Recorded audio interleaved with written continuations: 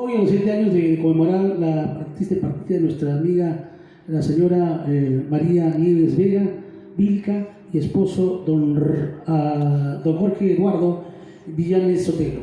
Para ellos, por supuesto, hoy memoramos que Dios siempre bendiga lo espiritual de sus almas y, por supuesto, se asemeje a la conmemoración y unidad de sus hijos, como es Cecilia Villanes, que ha hecho posible que estemos aquí justamente nosotros para cantar en retribución a ese cariño. Y también, por supuesto, amistades como nuestro hermano César Nova Flores, que están presentes siempre aquí con el corazón, desde Pito Sacarro de Mucho. Para cantar este guay.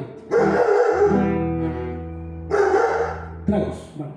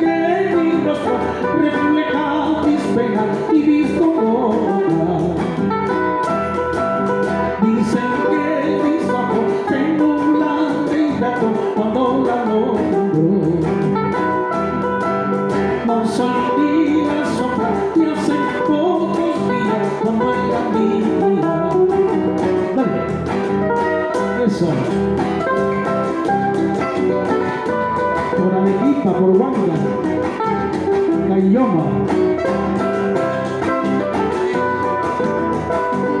y por Junín, Huancayo, San Jerónimo de Durán.